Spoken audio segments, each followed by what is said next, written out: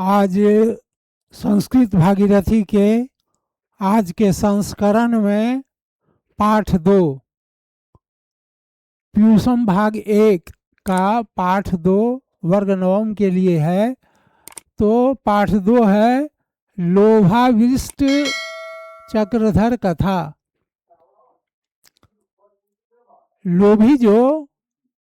लोभी की कथा है। हमें अति लोभ नहीं करना चाहिए। अति लोभ करने से हमारा प्राण ही संकट में पड़ जाएगा। इसीलिए लोभ करना चाहिए, लेकिन अति लोभ नहीं करना चाहिए। तो प्रस्तुत पाठ जो है लोभाविष्ट चक्रधर कथा, पंचतंत्र नामक प्राचीन नीति प्रस्तुत पाठ लोभाविष्ट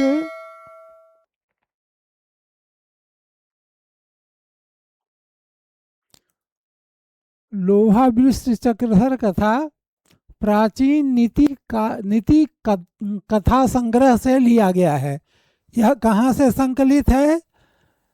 पंचतंत्र नामक इस कथा संग्रह में के लेखक जो हैं वो विष्णु शर्मा हैं। 5 भागों में विभक्त होने के कारण इसे पंचतंत्र कहा जाता है। तो ये 5 भागों में विभक्त है, इसीलिए इसको पंचतंत्र कहा जाता है। और विष्णु शर्मा जो हैं वो इसके रचनाकार लेखक बताए जाते हैं। तो पंचतंत्र में 5 है: मित्र भेद, मित्र समाप्ति, काकोलूकीय, लब्ध प्राणास और अपरीक्षित कारकम। तो अभी जो हम लोग कथा पढ़ेंगे वो अपरीक्षित कारकम से है। इनकी कथाएं गद्य में है, जिनके बीच बीच में अनेक पद्य भी नीति श्लोक के रूप में है। तो कथा हमारा जो है वो गद्य के रूप में है, लेकिन बीच बीच में क्या किया गया है, पद्य को भी समाहित किया गया है। सामान्यतः पशु पक्षियों को पात्र बनाकर ये नीति कथाएं प्रस्तुत हैं। पशु पक्षी को पात्र बना दिया गया और उसके मुख से ही नीतिपूर्ण वचन कहा जाता है। किंतु 5वें तंत्र में जो हमारा अपरीक्षित कारक है उसमें केवल मनुष्यों की ही कथाएं हैं। प्रस्तुत पाठ जो है लोभाविष्ट चक्रधर कथा, वह उसी का संकलित अंश है, जिसमें अधिक लोभ का बुरा परिणाम दिखाया गया है। तो अब हम लोग पाठ का अध्ययन करेंगे। कस्मिंचित अधिष्ठाने चत्वारो ब्राह्मण पुत्राः मित्रतां गता वसंती अस्मा। किसी स्थान पर 4 ब्राह्मण पुत्र जो हैं वो मित्रता पूर्वक निवास करते थे, रहते थे।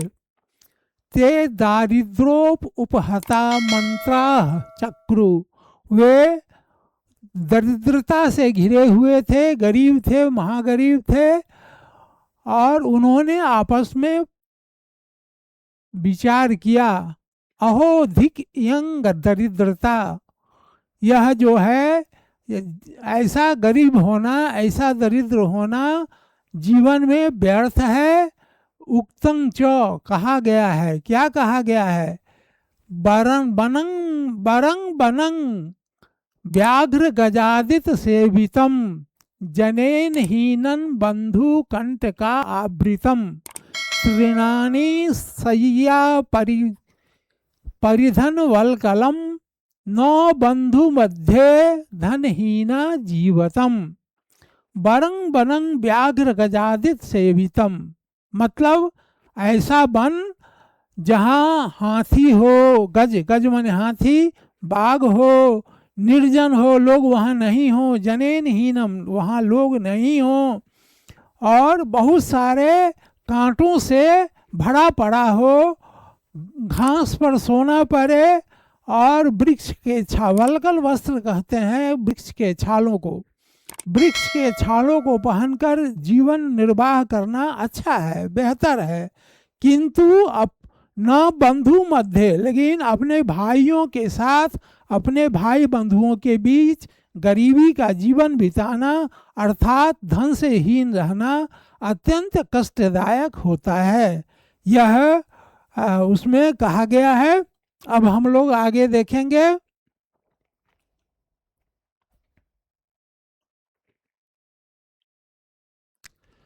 तत गच्छामः कुत्रचित् अर्थायः, तत गच्छामः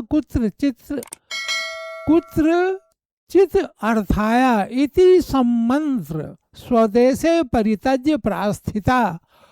तो यह तत गच्छामः, अब हम लोगों को कहीं चलना चाहिए, ऐसा आपस में विचार करके उन लोगों ने विचार किया। क्रमेण गच्छन्तः ते अवंती प्राप्तः, घर से निकलने के बाद जब वे लोग घर छोड़कर निकल गए तो अवंती, अवंती उज्जैन को कहा जाता है, जहाँ महाकाल का मंदिर है, महाकाल जहाँ रहते हैं, तो उज्जैन वे लोग पहुँच गए। तत्रा क्षिप्रा जले कृत स्नानम महाकालम प्रणम्य यावत गच्छन्ति तावद भैरवो नंदो नाम योगी सम्मुखो बभूव तेन ते पृष्ठा कुतो भवन्तः समायातः किम प्रयोजनम ततः अस्थियभिहितम अभिहितम वयं सिद्धि यात्रिका तत्रायास्मो यत्रा धनं प्राप्ति मृत्वा भविष्यति एवं निश्चयः उक्तं च। तो ऐसा सलाह करके, ऐसा विचार करके वे लोग अपने देश, अपने घर पर खो त्याग करके धन कमाने के लिए बाहर निकल पड़ते हैं। इस प्रकार वे लोग अवंती पहुँचते हैं, उज्जैन पहुँच जाते हैं। वहाँ शिप्रा नदी में स्नान करके महाकालेश्वर महादेव का दर्शन करते हैं, प्रणाम करते हैं, और प्रणाम करके जैसे ही वे मंदिर से बाहर निकलते हैं तावत भैरवो नंदन नाम योगी सम्मुखो बभूव। तो जैसे ही वह स्नान करके बाहर निकलते हैं और उनको भैरवानंद नाम का योगी मिल जाता है।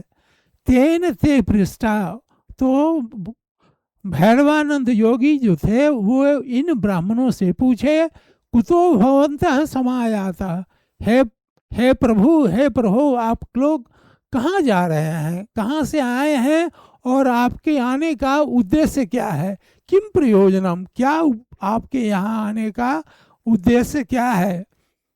तो उनमें से एक ने कहा कि हम लोग जो हैं सिद्धि यात्री हैं, हम लोग क्या हैं, सिद्धि यात्री हैं, या तो हम लोग धन लेंगे अथवा हम लोग जहाँ जाएंगे धन की प्राप्ति होगी अथवा हमारी मौत हो जाएगी, ऐसा निश्चित है। और कहा गया है, अब हम लोग फिर पढ़ेंगे आगे।